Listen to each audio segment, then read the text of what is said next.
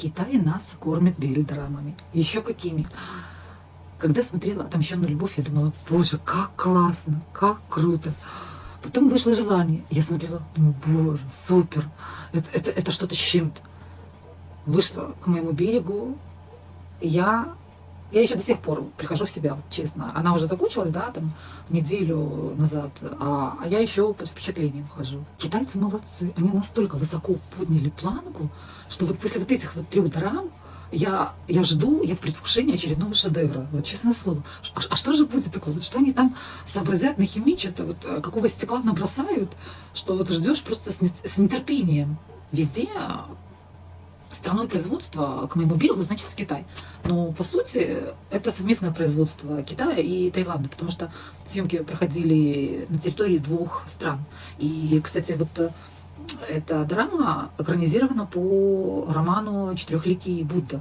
В интернете сейчас легко ее, в принципе, найти. Если кто-то не может найти, можете написать мне в телеграм-канал, в личное сообщение в шапке профиля, и я сброшу файл. Я начала читать, блин, так интересно. «Четырехликий Будда» — это прямая отсылка к Фан Сяо. Потому что у него вот на шее, я думаю, заметили, висел амулет-талисман с изображением четырехликого Будды, который является покровителем в Таиланде. И вот если судить по новелле, то у него 4 личины. Первая личина там для посторонних, вторая для бухгалтерии, третья для любви и 4-я для бывших. Причем каждая личина — это мудак. И вот для такого черта нашелся, так сказать, нашлась святая добродетель с зубами. А это уже отсылка к нашему Юшулану. Это история любви 2 человек. Юшулана и Фан Сяо. И началась она с обычной аварии. И чтобы, наконец, стать по-настоящему счастливыми, им пришлось пройти долгий путь, полный предательства, лжи, интриг, раскаяния, искупления и становления. И путь этот занял не месяц, и не 2, и даже не год, а судя по тому, что во вторую встречу Фан Сяо и Юшулан вместе спасли Цинтяня, которому не было еще тогда и 100 месяцев, а воссоединились они окончательно, когда мальчик уже, простите, ходил в школу. Но я думаю, это, наверное, как минимум лет 5 прошло, это однозначно. И этот путь так шикарно показали. Я рыдала вместе с этими героями, наверное, в каждой серии. Снять так, чтобы было жалко обоих, это надо еще постараться. Но кроме того, мало того, что снять, надо еще и сыграть. Сыграть парни молодцы. Просто драма закончилась, а я еще по впечатлениям хожу. И знаете, вот последнюю серию я, наверное, до дыр смотрела, что могу впору суфлером пойти и реплики подсказывать. Настолько я была вот еще вот под впечатлением. Уже с первой серии мы видим Фан Сяо таким красавчиком, брутальным мужчиной, но в то же время и двуличным. Когда вот эта вот авария произошла, да, с Юшуланом, он вел с ним так вот мирно, учтиво, добропорядочно. Казалось бы, он и не разозлился, что в него въехали. Но стоило тому отъехаться буквально, как этот звонит по телефону и называет номер машины Юшулана. И говорит, мол, у меня отняли 38 минут времени, поцарапайте-ка машину. И в результате вот этой вот просьбы его у Юшулана повреждена рука. И бы так и остались никем друг для друга, если бы в один прекрасный день Фан Сяо не решил навестить в больнице дочку заместителя Сюи, где и произошла, собственно, вторая случайная встреча с Юшуланом. И поневоле начинаешь верить в судьбу, что им действительно суждено было встретиться.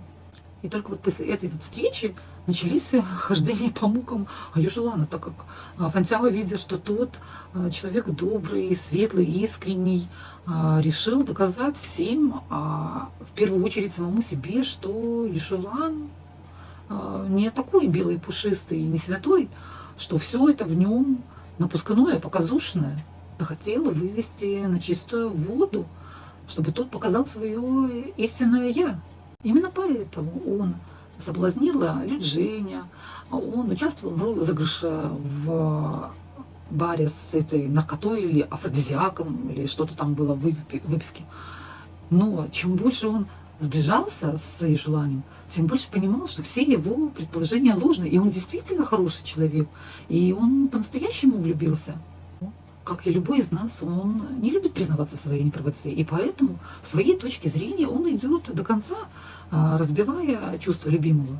Хоть Фан Сяо и влюбился, как говорится, первым, Но Юшулан влюбился сильнее, и, в принципе, неудивительно, потому что Фэн Сяо понравился ему еще при первой встрече. Высокий, красивый, в хорошей одежде. Плюс он не стал конфликтовать из-за аварии. К тому же набросил пальто ему на плечи, чтобы ему не было холодно. Ему было с ним комфортно, и не нужно было держать чувства в узде. Именно поэтому он признался ему, сказал правду, что сигареты на вкус как помада. К тому же Фэн Сяо позаботился о долгах его брата, нашел пристанище для его покойной мамы, чтобы Юшулану не пришлось далеко ездить, готовил ему. И Юшулан поплыл. Впервые в жизни о нем заботились. Не он о ком-то, а о нем. И это вот чувство для Юшулана, оно было новым и было приятным. Пусть и за каждым вот этим поступком у Фэн Сяо и был какой-то там умысел, но Юшулан-то об этом не знал, и поэтому старался в этих отношениях также по максимуму отдавать. Ставил в приоритет своих интересов, интересы Фэн Сяо, заботился о его здоровье, чтобы ему не было там холодно, во всем поддерживал, помогал справиться с паническими атаками. И тем больнее Юшулану было осознавать, что много из всего этого было ложью, обычной игрой.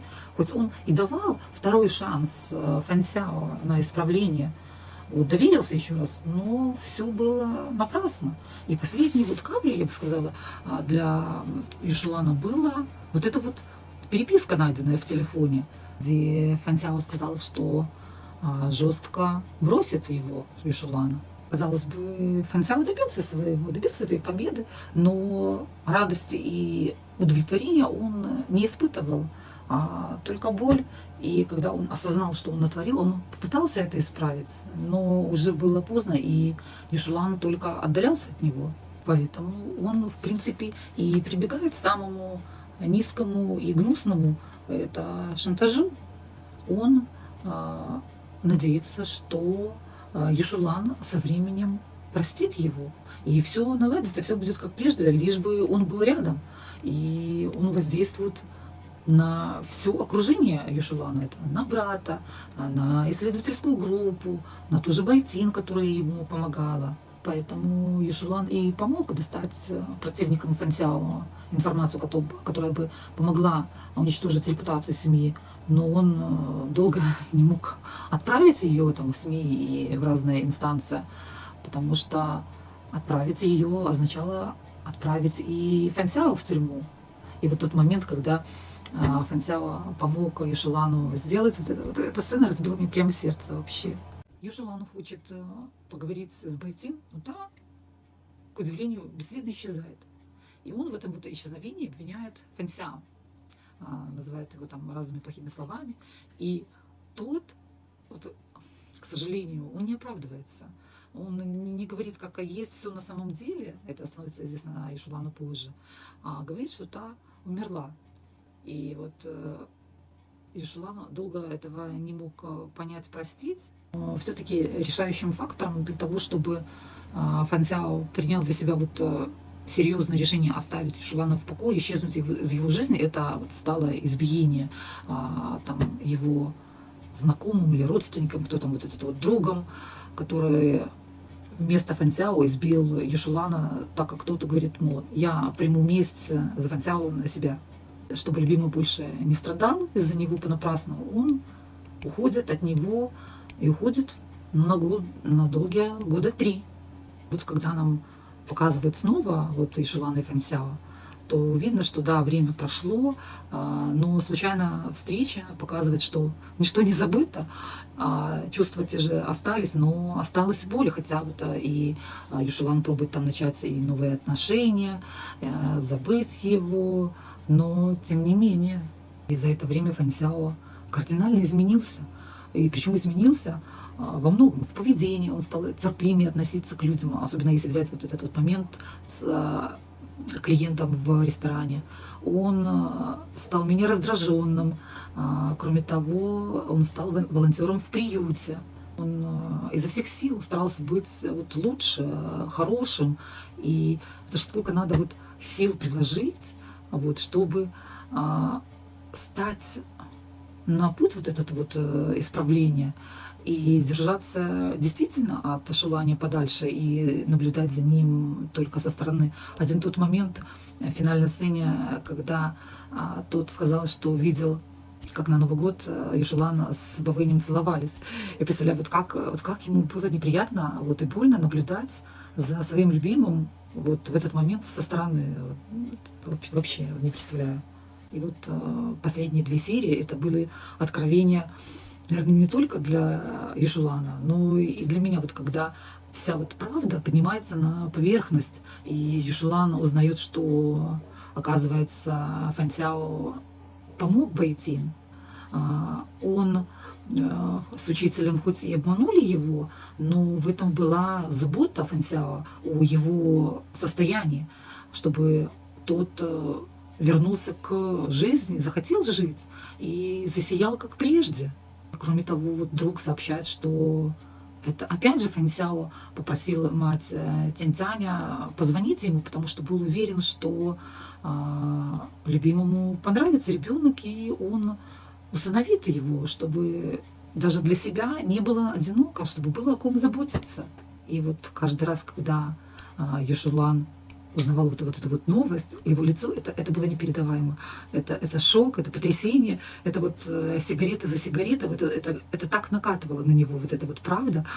Я рыдала, наверное, я не знаю, на каждом таком моменте. И видно было, что Юшулан сдерживается, что в глазах слезы стояли.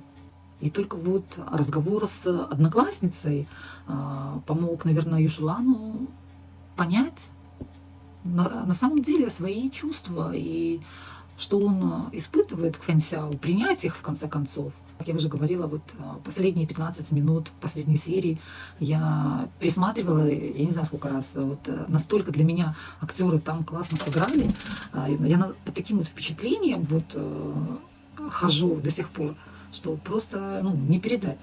И вот ощущение как раз, что Юшулан пришел к Фэнсяо, чтобы его вернуть, но он шел, как говорится, без плана, и он не знает, как это сделать. Думает, что вот секс вернет там его вот на раз, как было это раньше, стоит только поманить пальчиком, но не тут-то было. Для Фэнсяо это уже мало, он хочет настоящего, не что-то там, как он говорит, мимолетного, а надолго. И вот здесь как раз мудрость зрелого мужчины у Шулана срабатывает. Вот он отбрасывает, как говорится, все сомнения свои, оставляет прошлое в прошлом и рискует опять же, дает еще один шанс Фэнсяо. И даже не только Фэнсяо, я бы сказала, им двоим дает шанс. Причем я думаю, что уже идя к Фэнсяо, Юшулан расстался со своим вот этим вот бойфрендом Бавынем, потому что он не из тех, кто будет так на два фронта, вернее, что и вашим, и нашим. Очень классный финал, и вообще очень классная драма, душераздирающих сцен, вот, вагон и тележка, как говорится. Понравилось все. Ну, наверное, вот самые такие моменты, которые мне отложились вот в памяти, по крайней мере, сейчас они приходят мне в голову. Потом, может быть, еще что-то вспомню, не знаю. Пока помнится только двое, когда Фэнсяо дали второй шанс, да? При этом Юшулан говорит, что если врешь мне, то ври до конца, не дай мне позволить узнать правду. Вот. А второй момент, когда Юшулан посчитал, что он отвратителен и омерзителен для Фэнсяо, хотя на самом деле все было абсолютно наоборот. Фэнсяо очень любил уже Юшулана, но об этих чувствах он никому, даже лучшему другу, не говорил. Все вот держал в себе.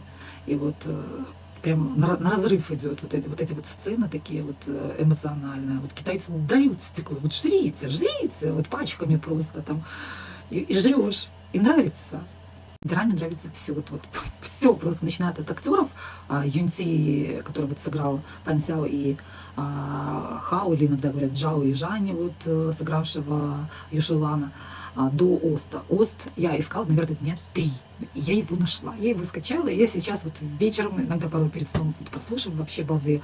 Если кто не нашел, может тоже написать, я ему сброшу. Вот. Кроме того, знаю знаю уже точно, что есть договоренность между актерами и съемочной группой, что будет сниматься спецэпизод, будет спешл. Так что мы не расслабляемся и ждем и смотрим.